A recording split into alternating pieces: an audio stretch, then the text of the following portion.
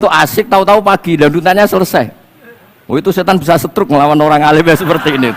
Karena nilainya tarkul masih. Meskipun dengan cara guyon, karena kalau yang cara wiridan itu calon wali, Beb. Kalau yang nggak calon wali ya pokoknya tarkul maksiat. Maksud saya supaya harian kamu yang biasa-biasa saya ini menjadi luar biasa karena ada sanad. Ada apa? Ada sanad. Makanya dulu ulama-ulama itu kalau ngelawan setan itu pakai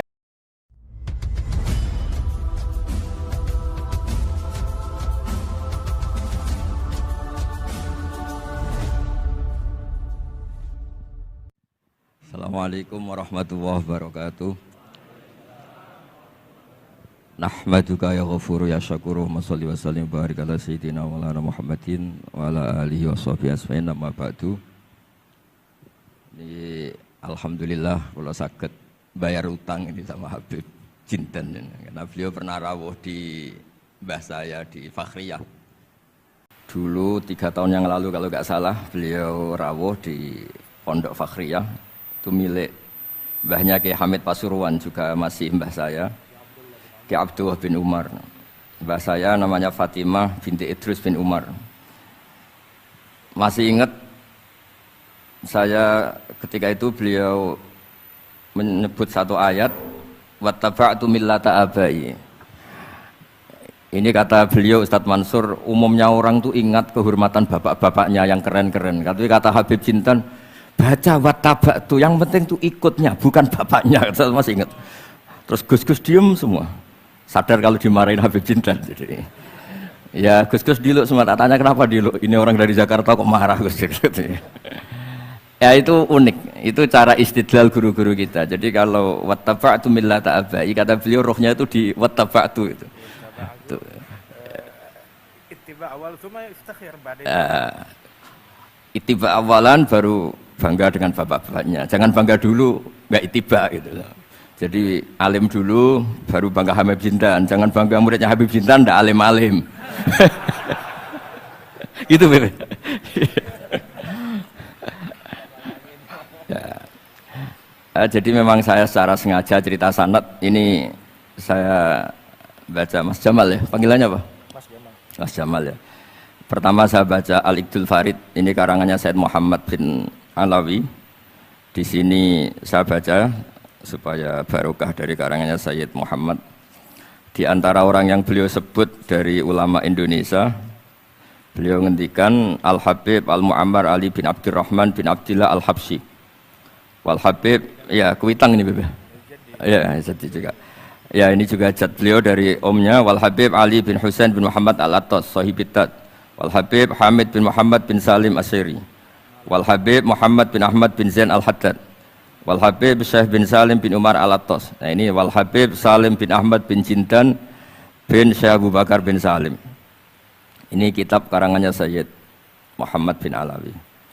Terus ketika beliau cerita Sanad Ad-Darimi, Sunan Ad-Darimi, beliau ngendikan Arwi Sunan Ad-Darimi anis Sayyid Salim bin Jiddan Alian anil Habib Utsman bin Abdillah bin Akil bin Yahya Al-Alawi Mufti Batawi ya, An Utsman bin Hasan Ad-Dimyati anil Amir Al-Kabir. Jadi keberadaan Habib Salim ini mudawwan, selain faktanya beliau sering taklim juga mudawwan dibukukan. Saya pernah hormat kholnya Syekhona Khalil. Di situ di antara manaqibnya ditulis min ajalli ta'lamidhi Salim Al-Habib An-Nasib Salim Maula Jinten, Alu Jinten disebut di situ. Jadi ini bukan cerita untuk tafakhur, bukan untuk fakhriyah, tapi ini memang fakta untuk fakhriyah. Karena pondoknya buyut saya juga namanya fakhriyah, ya. Minal fakhriyah ilal fakhriyah. Ya, minal fakhriyah ilal fakhriyah kata. Nah ini tentang sanad. Tadi saya sudah mentasihkan beliau dan beliau mengkuatkan hujah kita. Dulu ketika Habib Salim banyak orang yang menyalahkan orang pakai celana, Habib ya. Nanti jenengan yang cerita. Beliau juga bela kultur itu. Saya pernah baca di kitabnya Said Muhammad Alawi, judulnya itu Manhajus Salaf fi Fahmin Nusus. Di kitab saya itu halaman 423. Nanti bisa dicek halaman 423. Di situ ada kata-kata wa kanat sunnatu Rasulillah sallallahu alaihi wasallam annahu yat'amu ma yajiduhu fi ardi. wa yalbasu ma yajiduhu wa yarkabu ma yajiduhu mimma abahahu wa ta'ala. Terus beliau cerita, siapapun yang makan faman at'amama yajiduhu fi ardi fahuwa al-muttabi' lis-sunnah kama annahu hajjal baita min madinati nafsi faman hajjal baita min madinati nafsi fahuwa al-muttabi' lis-sunnah. Jadi supaya perasaan orang Indonesia ketika berpakaian seperti ini, seperti saya, seperti teman-teman ini tetap tercantol, tetap terhubung oleh Rasulullah Shallallahu Alaihi Wasallam. Misalnya Nabi, karena beliau itu orang Madinah, tentu hajinya atau mikotnya dari Dzul Khulaifah. Karena kita orang Indonesia lewat Yalamlam ya harus lewat Yalamlam. Waqata Rasulullah li ahli Madinah Dzul Khulaifah, wa li ahli Syam al-Juhfah, wa li ahli Najdin Qarnan, wa li ahli Yaman Yalamlam. Jangan mentang-mentang ikut sunnah Nabi terus orang Yaman mikotnya dari Dzul Khulaifah, orang Sam juga dari Dzul Khulaifah. Semua itu harus min madinati nafsi. Sama seperti Rasulullah yat'amu ma yajiduhu fi ardi, kita juga nat'am ma najiduhu fi ardina. Sehingga jangan sampai umat Islam yang perilakunya keseharian ini sudah baik kemudian merasa tercerabut dari sunnah Rasulullah Shallallahu Alaihi Wasallam. Karena Nabi seperti mana kita ingin dan kita tahu, ketika ada orang Arabi bilang Allahumma arhamni wa Muhammadan wala tarham ma'ana ahadan, ya Allah hanya saya dan Muhammad yang perlu engkau kasihani, yang lain jangan. Kata Nabi, laqad tahajjarta wasi'an, rahmat Allah yang luas ini kamu persempit hanya karena mungkin kita orang Jawa, orang Indonesia. Makanya saya ini bangga ngaji sama Mbah Mun, beliau orang Jawa, saya ngaji juga hanya di Indonesia. Tapi guyonannya Mbah Mun dulu itu lucu. Wong koyok kon tuh kayak orang Jawa kayak kamu tuh mesti ada yang alim, karena Islam ini kafatal linnas. Makanya yang ahli nahwu itu Imam Sibawayh, padahal beliau Persia. Imam Ghazali juga bukan orang Arab tapi alim hujatul Islam, karena Allah ingin memaklumatkan bahwa agama ini kafatal linnas, bukan milik orang Arab saja, bukan milik siapa saja, tapi kafatal linnas. Makanya kita harus bangga dengan tradisi para habaib. Ada Rauhah Bukhari. Bukhari itu kita tahu namanya itu Muhammad bin Ismail bin Ibrahim bin Mughirah. Setelah itu sudah namanya bin Bardasbah. Maula al-Ju'fi, ini Bardasbah itu orang yang dulu diislamkan keluarga al-Ju'fi. Itu Mbah Mun kalau guyon itu Bardasbah cara Jawa mbok parmin mbok parlan. Tapi nyatanya dia putu alim alamah namanya Imam Bukhari. Artinya kita tentu sepakat, sangat-sangat sepakat, sangat menghormati orang-orang yang arfa'u minna nasaban kayak para habib. Tapi para habib juga mau ngakui kayak pakai Bukhari as-Sahihul Kutub ba'da kitab al-Bukhari. Sehingga memang nggak pernah ada masalah secara sanad, secara tradisi. Di kitabnya Sayyid Muhammad ini ada sanad dari ulama India yang orangnya juga macam-macam, dari marga macam-macam.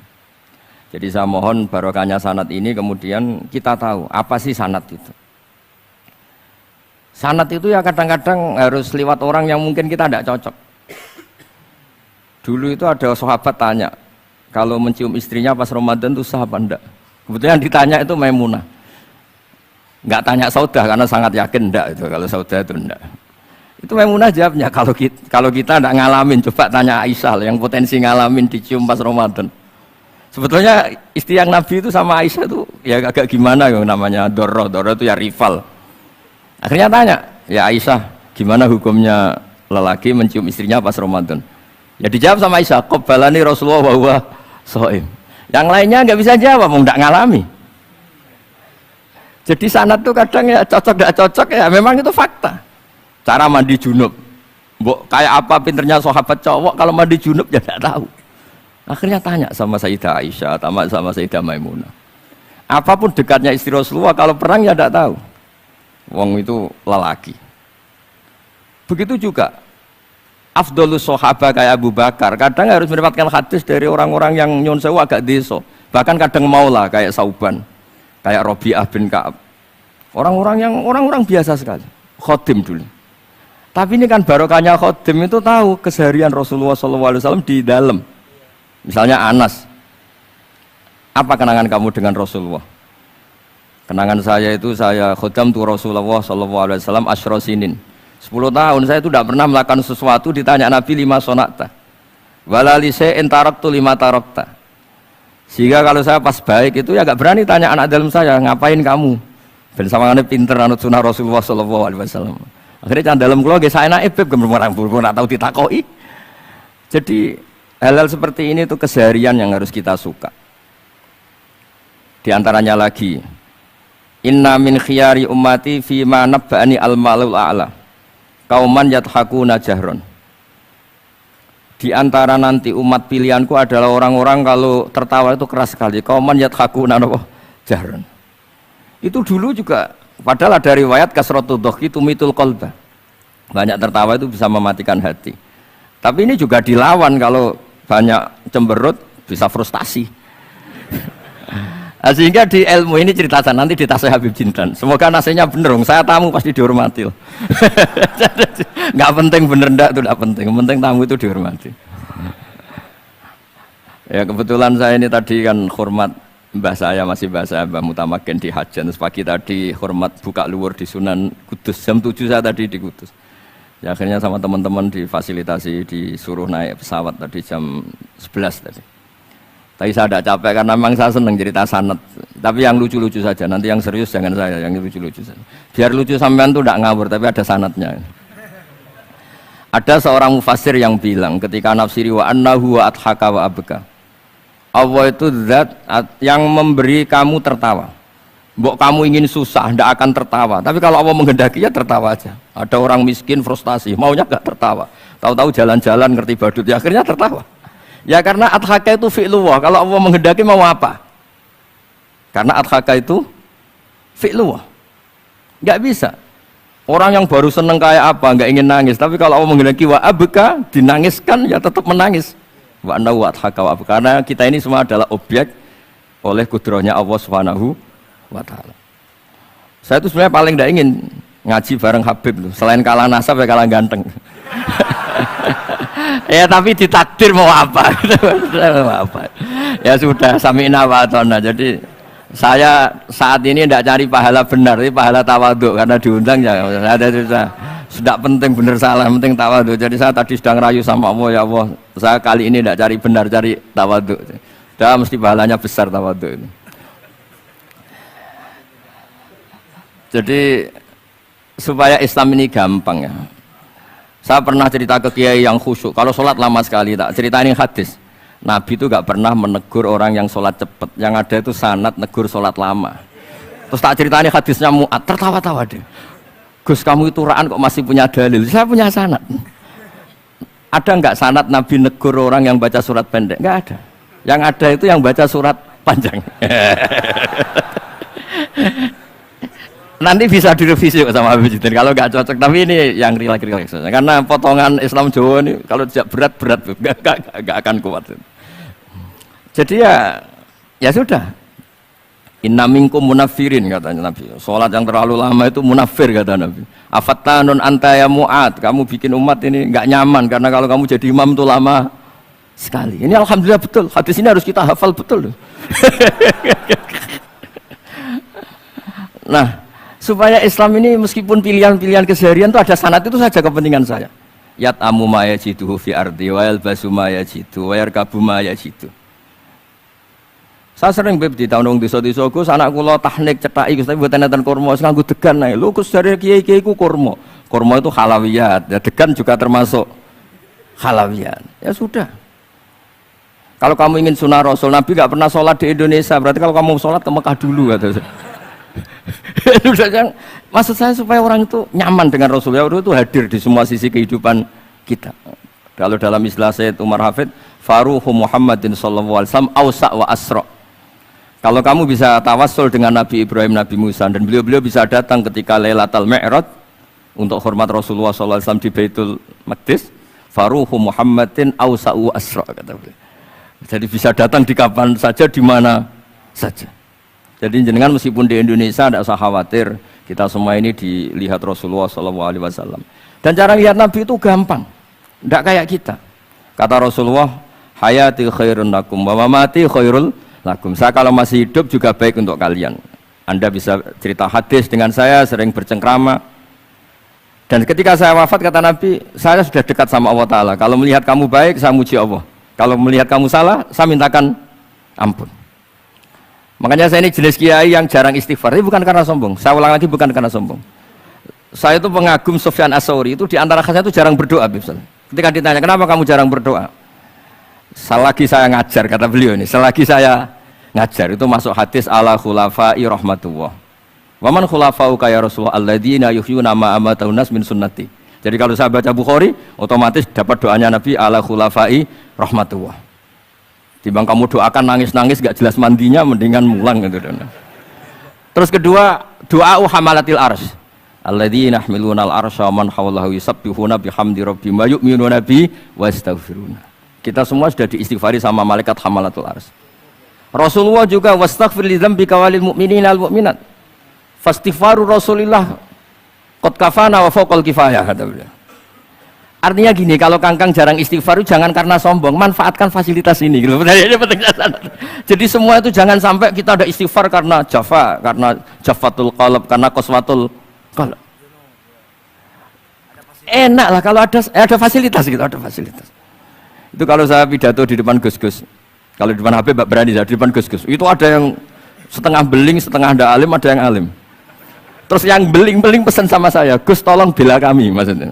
Ya kadang-kadang mubalek kan order pesenan itu. Terus tak bacain ayat walladzina amanu wattaba'athum dzurriyyatuhum biimanin alhaqna bihim dzurriyyatahum wama alasnahum min amalihim min syai'. Orang aba-abanya iman, anaknya iman itu nanti surganya disertakan mbahnya meskipun kelas amalnya ndak sama. Jadi mbah-mbahnya alim alama, anaknya yang ndak alim nanti surganya sama-sama yang alim. Kenapa sih kalau ada fasilitas nggak dipakai? Pakai aja, nggak apa-apa kan? Yang alim yang komplain. Sudah kamu yang alim dihormati, dicucup, salami template, yang ikhlas saja, tidak usah protes kata saya gitu.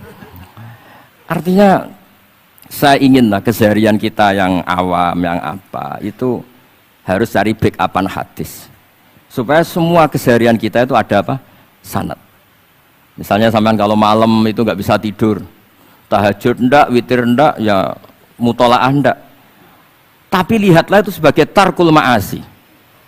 Apa tarkul ma'asi? Alhamdulillah malam ini saya ndak zina, ndak maling, ndak dugem. Coba kalau kamu malam-malam di kamar, itu namanya apa? Ndak tahajud, ndak witir kan? Tapi kamu harus syukur karena itu tarku zina, tarku sarikoh, tarku kada wa kada. Supaya kamu tetap syukur sama Allah Ta'ala. Ithmamin mubakhin ila wa yatahaqqaqu bihi tarku haramimma. Setiap mubah yang kita lakukan pasti di saat itu ada haram yang kita tinggalkan. Makanya dulu banyak orang-orang soleh yang semalaman tuh guyon sampai pagi. Bukan karena ingin urakan, enggak, karena mengalahkan setan. Malam itu godaan mungkin ingin ngintip siapa itu masih kuat sekali. Ingin nonton siapa itu kuat sekali. Terus setan dilawan dengan guyon. Ternyata setelah guyon tuh asik, tahu-tahu pagi dan dutannya selesai. Oh itu setan bisa setruk melawan orang alim seperti ini. Karena nilainya tarkul masih. Meskipun dengan cara guyon, karena kalau yang cara wiridan itu calon wali, kalau yang nggak calon wali ya pokoknya tarkul maksiat. Maksud saya supaya harian kamu yang biasa-biasa saya ini menjadi luar biasa karena ada sanad. Ada apa? Ada sanad. Makanya dulu ulama-ulama itu kalau ngelawan setan itu pakai faroh, pakai seneng. Karena setan itu paling seneng kalau melihat orang mukmin susah. Kalau susah terus ngersulo, kalau ngersulo gugat kodok qadar. Disebut innaman najwa minasyaiton liyahzunal ladzina amanu. Jadi setan itu targetnya supaya orang mukmin itu resah. Kalau resah gugat. Pertama gugat orang tua. Ngapain sih jadi anaknya orang miskin? Jadi susah kita kan. Kalau yang nggak mulia ngapain jadiannya parman? Kalau saya Habib kan langsung mulia, kalau Gus kan langsung mulia. Gugat orang tua, gugat sana, gugat sini. Tapi kalau kamu sudah seneng, wajah pesek, welek, keriting, sawan ngerah karuan. Karena nggak gugat siapa-siapa. Ya sudah, yang kebaik kul bifadlillah, birahmati, fabidzalika falyafrahu. Jadi saya ingin semua itu senang bifadlillah, birahmati, yang rileks, yang saya ini kalau nuruti capek-capek. Tadi malam saya di Mbah Mutamakin, tadi pagi hormat Sunan Kudus. Tadi naik pesawat, datang mandi langsung hormat. Kalau itu dihitung capek, capek. Tapi kalau dihitung senang ketemu Habib Jintan, ketemu jenengan, kesempatan seperti ini nggak gampang. Ya sudah selesai. Makanya ini latihan ya, latihan terus. Saya ulang lagi apa? Latihan terus supaya Islam itu ada di semua sisi hidup kita. Tuh, saya pernah sering cerita di mana-mana itu. Ada wali itu istrinya cerewetnya bukan main. Wah itu semua muridnya sudah tak biayai kamu cerai, nanti tak ganti istri yang lebih baik lebih. Nggak mau nyerah alasannya apa? Ini wanita bahaya sekali. Kalau sampai dinikah orang lain, kasihan orang lain dapat musibahnya. Biar saya aja yang ngalami kata wali itu. Jadi dia ada ingin, makanya ada juga kiai di santri bullying di rumah lain. Santri ini nak pindah pondok, ngerusak pondok uang, mendingan pondok kuai. Jadi dia handle. Terus sekarang apa? Dihandle daripada ngerusak pondok orang lain, mendingan pondok saya saja. Jadi cerita-cerita seperti ini harus kita kaji supaya semuanya itu pakai sanad ilmu. Sama lihat di kitab Ihya itu ada bab-bab di Ajaibul Qalb, apa di bab apa Ajaibul, di situ kayak apa Imam Ghazali memerankan orang-orang pilihan Allah yang menjadi gampang melihat keseharian. Misalnya gini, misalnya Islam zaman akhir kan katanya tantangannya banyak. Coba kalau baca ayat wa ya'ballahu illa ayyutimma nurah wallahu mutimmu nurih. Agama ini milik Allah, diurus oleh Allah Ta'ala. Islam ke Indonesia itu enggak ditunggoni Nabi. Nabi sudah intaqala ila rafiqil a'la. Kadang di kampung-kampung di Islam nomodin. Ya jalan karena ini agama Allah. Kita ditinggal-tinggal orang yang lebih baik ketimbang kita. Islam kita tunggui. Ya jalan, memang ini agama Allah yang ngurus Allah. Kamu tidak usah khawatir. Jadi senang kita bukan karena dablek, karena yakin jaminan Allah Subhanahu wa taala. Jangan sampai kamu itu senang karena dablek, karena arogan, jangan. Karena bidomanillah, yakin bidomanillah wa bikafalatillah. Seperti senangnya Sayyid Abdul Muttalib. Ketika Ka'bah mau dirubuhkan Abraha, ada penyerangan Abraha. Ini yang Mbah Mun sering cerita ini. Wah itu semuanya kalah. Terus takok, man sayyidu hadhil wadi? Siapa tuan di sini? Abdul Muttalib. Abdul Muttalib itu datang dengan wibawanya yang luar biasa. Abraha itu sampai bingung dia. Kalau duduk di singgasana dia disalahkan orang banyak. Karena raja kok duduk berdua sama orang yang tidak raja. Kalau Abdul Muttalib di bawah dia nggak punya nyali karena ada haibahnya Sayyid Abdul Muttalib. Oh, oleh takdim luar biasa. Setelah itu tanya, apa keinginan kamu? Saya tidak ingin perang, saya hanya ingin merobohkan Ka'bah. Ternyata Sayyid Abdul Muttalib jawabnya apa? Unta saya yang 100 lo kembalikan dulu, tidak usah cerita Ka'bah. Kagetnya bukan main Abraham. Kamu ini pemimpin yang nggak benar. Ka'bah itu dinu kawadinu abaik, itu kan agama kamu. Mau saya robohkan kamu malah bicara unta. Ini kamu itu pemimpin model apa? Jadi saya nyesal hormat kamu, ternyata kamu mental kamu hanya mikir apa? Unta. Tapi jamnya Abdul Muttalib itu unik. Inna lihadal bait rabban hamaluk. Unta itu milik saya, kembalikan dulu. Kalau Ka'bah itu milik Allah, nanti diurus yang punya. jadi di balik seenaknya itu ada tauhid yang luar biasa. Makanya saya termasuk kiai yang nggak susah kalau mau mati. Kalau mau mati, mati aja. Saya udah mikir kalau setelah saya ini agama gimana ya, gak gimana mana agamanya Allah Ta'ala. Jadi di balik ya secara lahir kan seenaknya. Ternyata innal lihadal bait rabban hamahu. Ka'bah itu ada yang punya, nanti biar diurus yang punya. Nah maksud saya kalau jenengan ini kan insya Allah dablek semua, kawin ya nggak mikir istri saya nanti makan apa, ya kan? Masa depan kamu ya tidak dipikirkan, warisan nggak punya apa-apa, nggak punya ya sudahlah. Bukan karena dablek, karena tawak. Itu saja pokoknya saya ingin ngomong, pokoknya perilaku Anda keseharian itu jadi energi to'at, ya. Perilaku keseharian Anda ini jadi energi apa? Itu saja. Barokahnya kamu ngaji napa sanad. Itu dulu ada ulama miskin sekali. Itu tiap pagi datang ke gunung paling tinggi, terus dia duduk itu agak-agak angkuh itu. Siapa yang lebih raja ketimbang saya? Terus ditanya, kamu tidak raja kok merasa? Ukuran raja itu tidak ada yang berani nyurus. Di sini juga nggak ada yang berani nyurus saya. Lu itu sudah bisa syukur sampai mati. Karena sekali dia kumpul orang, lihat orang naik Alphard ngeluh, lihat orang punya istri cantik ngenes, lihat apa ngenes daripada gitu naik ke gunung. Siapa yang bisa menandingi keladatan saya dalam hidup ini? Anama Allah wabillah ngomel-ngomel sendiri. Tapi itu cara dia syukur. Cara dia apa? Syukur. Dan akhirnya betul dia punya sanad. Mangkana aminan fi sirbih mu'afan fi jasadi intahu kuntu yaumi faka'annama khizat lahu dunya bihadzafirya. Ya sebentar orang itu sehat, ya aminan fi sirbih mu'afan fi jasadi intahu kuntu yaumi faka'annama khizat lahu dunya bihadzafirya. Jadi Ya ini madhab saya karena saya diundang di sini pasti Habib Jidan juga ingin khas saya. Jadi kalau saya pura-pura tawadhu, pura-pura baik kan kaget. Kenapa Gus Bak sekarang jadi baik kan nanti? Ya ini anggap saja jujur. Ya kok rubah gitu. Nggih ngoten mawon mugi-mugi barokah. Assalamualaikum warahmatullahi wabarakatuh.